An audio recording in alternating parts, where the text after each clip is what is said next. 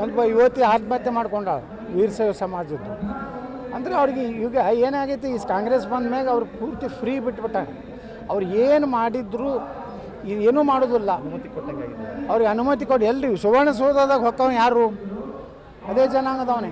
ಇವತ್ತೇನು ಸಿಟಿ ರವಿ ಮ್ಯಾಗ ಹಲ್ಲೆ ಮಾಡ್ಲಿಕ್ಕೆ ಬಂದವ, ಅವನ ಹೆಸರು ಯಾವುದು? ಅದು ಅವನು ಮುಸ್ಲಿಮ್ನೇ ಎಲ್ಲ ಒಳಗೆ ಹೊಕ್ಕೋರು. ಇವತ್ತೇನು ಲಕ್ಷ್ಮೀ ಹೆಬ್ಬಾಳ್ಕರ್ ಮಾಡಿಸ್ತಾ ಇದ್ದಾರಲ್ಲ, ಇದು ಲಕ್ಷ್ಮೀ ಹೆಬ್ಬಾಳ್ಕರ್ ಒಳ್ಳೇದಲ್ಲ.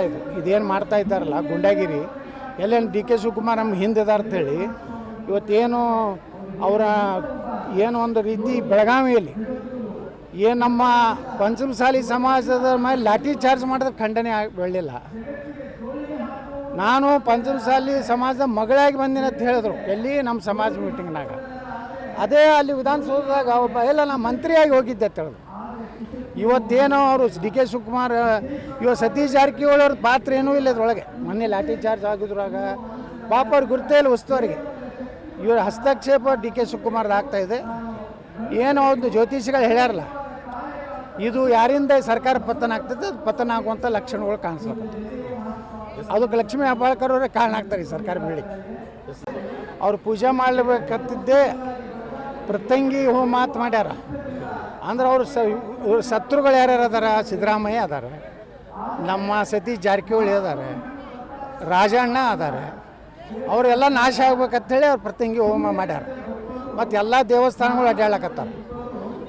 ದೇವ್ರ ಬಳಿ ಮುಖ್ಯಮಂತ್ರಿ ಆಗಲಿ ಬೇಡ್ಕೋತಾರೆ. ಆದರೆ ನಮ್ಮ ಧರ್ಮಕ್ಕೆ ಏನೇ ಬಂದರೂ ಸಹ ಯಾವುದೇ ರೀತಿಯಿಂದ ಆ ದೇವರುಗಳ ಮೂರ್ತಿಗಳು, ಇವತ್ತು ಗಣಪತಿ ಇದು ಅಲ್ಲೇ ಆಯಿತು. ಗಣಪತಿಯ ಇದರಲ್ಲಿ ಏನು ಬೆಂಕಿ ಹಚ್ಚುವಂಥ ಕಾರ್ಯಕ್ರಮ ಆಯಿತು, ಕಲ್ಲು ಹೋಗಿದ್ರು, ಅದಕ್ಕೇನೂ ಇಲ್ಲ. ಕುರ್ಚಿ ಬೇಕಾದಾಗ ಹಿಂದೂ ಧರ್ಮ ಬೇಕು, ಹಿಂದೂ ಸನಾತನ ಧರ್ಮ ಬೇಕು, ದೇವರು ಬೇಕು. ಕುರ್ಚಿಗೆ ಬಂದ ಮೇಲೆ ಮುಸ್ಲಿಮರು ನಮ್ಮ ಸಹೋದರರು ಹುಷಾರು, ಅವ್ರಿಗೇನೇನು ಮಾಡಿದ್ರೆ ಈ ರೀತಿಯ ಕೊಳಕ ಬುದ್ಧಿ ಏನಿದೆಯಲ್ಲ, ಇದನ್ನು ನೋಡಿದ್ರೆ ಅವ್ರು ಎಂದೂ ಮುಖ್ಯಮಂತ್ರಿ ಆಗೋದಿಲ್ಲ. ಯಾಕಂದರೆ ಅಷ್ಟು ದೊಡ್ಡ ತಂಡ ತಯಾರಾಗಿದೆ. ಯಾರನ್ನ ಸತ್ರು ನಾಶ ಆಗ್ಬೇಕಂತೇಳಿ ಹೋಮ್ ಮಾಡ್ಯಾರಲ್ಲ, ಅವರೆಲ್ಲರೂ ಕೂಡ ಇವ್ರನ್ನ ಮನೆ ಕಳಿಸ್ತಾರೆ. ರಾಜ್ಯದಲ್ಲಿ ಜಮೀರ್ ಅಹಮದ್ ಖಾನು ಸುಮಾರು 2.5 ಎಕರೆ ಅದು. ಒಬ್ಬರು ದಾನಿಗಳು ಪಶು ವೈದ್ಯಕೀಯ ಆಸ್ಪತ್ರೆ ಮಾಡಲಿಕ್ಕೆ ಕೊಟ್ಟಂತಾರೆ. ಅದ್ರ ಮೇಲೆ ಒಕ್ಕಪ್ಪ ಹೇಳಿ ಇವರು ಹೆಸರು ನೋಂದಾಯಿಸಿದರು. ನಿನ್ನೆ ಹೈಕೋರ್ಟ್ನಲ್ಲಿ ಅದಕ್ಕೆ ತಡೆಯಾಜ್ಞೆ ಆಗಿದೆ.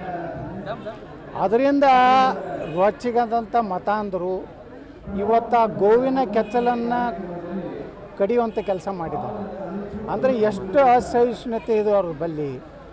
ಗೋವಿನ ಮೇಲೆ ತಮ್ಮ ಸಿಟ್ಟನ್ನು ಇವತ್ತು ತೀರಿಸುವಂಥ ಅಷ್ಟು ಮಟ್ಟಿಗೆ ಕೆಳಮಟ್ಟಕ್ಕೆ ಹೋಗ್ಯಾರಂದರೆ ಇದರಿಂದ ಈ ಸರ್ಕಾರ ಏನಿದೆ ಇದು ಮುಸ್ಲಿಮರನ್ನ ತುಷ್ಟೀಕರಣ ಮಾಡ್ಲಿಕ್ಕತ್ತದ. ಹಿಂದೂಗಳ ಮೊದಲೇ ಸುರಕ್ಷತೆ ಇಲ್ಲ, ಈ ಗೋವುಗಳು ಸಹ ಕರ್ನಾಟಕದಲ್ಲಿ ಸುರಕ್ಷತೆ ಇಲ್ಲ. ನಾನು ನಿನ್ನೆ ಹೇಳಿದ್ದೆ, ಇವತ್ತು ಮುಸ್ಲಿಮರಿಗೆ ದೊಡ್ಡ ರೀತಿಯ ಒಂದು ಶಕ್ತಿ ಕೊಟ್ಟಂಗಾಗಿದೆ. ಗೃಹ ಮಂತ್ರಿಗಳು ಹೇಳ್ತಾರೆ, ನಾನು ನೀನು ಹೇಳ್ದಲ್ಲ ಮುತ್ತು ಕೊಡಬೇಕಾತ. ಇವತ್ತೇನು ಅವ್ರಿಗೆ ಮುತ್ತು ಕೊಡ್ತಾರೋ ಅಥವಾ ಅವ್ರಿಗೇನೋ ಶಿಕ್ಷೆ ಕೊಡ್ತಾರೋ ನೋಡಬೇಕಾಗಿದೆ. ಇದೇ ರೀತಿ ಆದರೆ ಇನ್ನು 1 ವರ್ಷದಲ್ಲಿ ಕರ್ನಾಟಕದಲ್ಲಿ ಹಿಂದೂಗಳು ಜೀವನ ಮಾಡಲಿಕ್ಕೆ ಸಾಧ್ಯ ಇಲ್ಲ. ಆ ರೀತಿ ಪರಿಸ್ಥಿತಿ ರಾಜ್ಯದಲ್ಲಿ ನಿರ್ಮಾಣ ಆಗ್ತಾಯಿದೆ. ಕಾನೂನು ಸುವ್ಯವಸ್ಥೆ ಸಂಪೂರ್ಣ ಹದಗೆಟ್ಟಿದೆ. ಇವತ್ತು ಭಾಳ ಭಯಾನಕ 4 ಆಕಳುಗಳ ಕೆಚ್ಚಲುಗಳನ್ನು ಅದನ್ನು ಫಿರ್ಯಾದಿ ಮಾಡಿದ್ದ, ಯಾವನು ಕಂಪ್ಲೇಂಟ್ ಮಾಡಿದ್ದ ಅವನ್ನ ಮನೆಗೆ ಹೋಗಿ ಇದನ್ನು ಮಾಡ್ಯಾರ ಅಂತೇಳಿ ನಾನು ಬೆಳಿಗ್ಗೆ ಕೇಳಿದೆ. ಇದು ನಮ್ಮ ವಿರೋಧ ಪಕ್ಷ ನಾಯಕರು ಅಶೋಕ್ ಅವರು ಬೆಳಿಗ್ಗೆ ನಾನು ಫೋನ್ ಮಾಡಿದ್ರು. ಈ ರೀತಿ ಘಟನೆ ಆಗಿದೆ ಚಾಮರಾಜಪೇಟೆಯಲ್ಲಿ. ನಾವೆಲ್ಲರೂ ಕೂಡಿ ಅದನ್ನು ಪ್ರತಿಭಟನೆ ಮಾಡಬೇಕು. ಈ ಸರ್ಕಾರವನ್ನು ನಾವು ಪ್ರಶ್ನೆ ಮಾಡ್ತಾಯಿದ್ದೀವಿ, ಈ ರಾಜ್ಯದಲ್ಲಿ ಹಿಂದೂಗಳು ಜೀವನ ಮಾಡಬೇಕೋ ಬೇಡೋ ಅನ್ನೋಂಥದ್ದು ರಾಜ್ಯದ ಮುಖ್ಯಮಂತ್ರಿ ಹೇಳಬೇಕು. D K Shivakumar